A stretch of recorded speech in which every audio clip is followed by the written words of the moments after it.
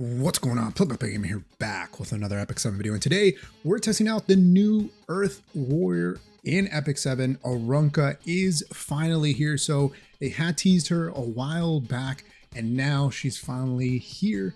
We're getting a chance to test her out, starting in Arena, right? We like to bring her in Arena because it's a controlled environment. We can kind of set up the teams that we want and pick and choose who we go up against. And so today we're actually testing out her S3 damage. Now, her S3, what it does is it actually allows you to deal more damage if the units are barrier. So if they have a barrier, you deal more damage, right? How much? That's what we're testing today. So after increasing attack, so the great thing about her S3 is she does give herself her own attack buff.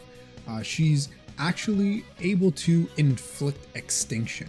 And so the thing is, if she kills, right? So most of our testing so far, the damage just hasn't been there. So the extinction is pretty much useless, right? If you can't kill, there's no extinction. Now, she does penetrate the target's defense by 70%. And then when they are granted a barrier, it does increase the damage dealt, but her damage was still very, very lacking. Now, in this team comp, we did bring her. She has the artifact that she was showcased with. Okay, so she has a Little Queen's Huge Crown, and that's what we used for most of our testing in Arena. I'm thinking that we're probably going to try Uberia's Tooth maybe, or even Hua Young's artifact. I think would be kind of interesting. But a Little Queen's Huge Crown, what it does is it increases damage by a certain amount when the caster attacks with a single attack, and increases damage by an additional amount if the enemy is granted a barrier. So we're focusing on barriers, right? Seeing how much damage we can deal.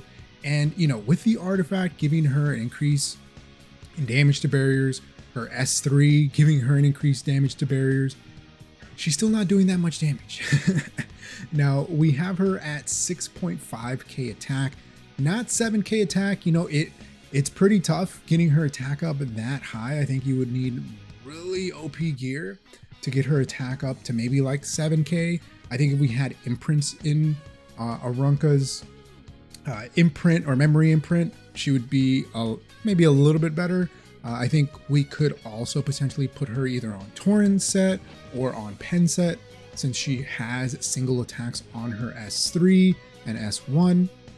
I think she would probably benefit more on those if you're looking for full damage, right? If you're looking for full damage, then probably Pen set or Torrent set. If you have one of those lined up for her, I mean, you can give it a shot. We do have her at 230 speed, and the main issue that we ran into when we were bringing her in Arena is, one, she's not dealing enough damage to one shot, right, to kill. So I was thinking, you know, hey, you know, maybe she'll at least be somewhat better than Hua Young, or, you know, post nerf Hua Young. But the problem with Arunka is that she doesn't have any survivability built in. Her self CR push with her passive is actually pretty nice. So it increases her attack by 30%. You can't crit, but at the end of an enemy's turn, when the target is granted a barrier, it increases combat readiness by up to 10%.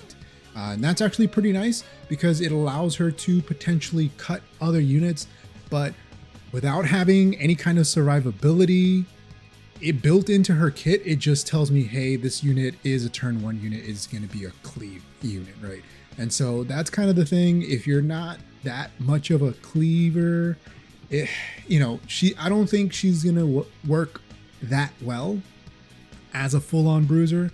She doesn't have damage mitigation, so maybe we could potentially build her like a lot tankier. Here she's about 12k, 1.2k defense, so 230 speed. So, I mean, she doesn't have insane survivability. You'll also notice that we aren't bringing that much damage mitigation, because I noticed if we're not doing enough damage with her, right, we have to supplement that with another unit that can potentially do damage. And so that's kind of the issue there, right? Her S1 though, I think definitely has a lot of potential. This has a 50% chance to inflict 2 bleeding effects for 2 turns.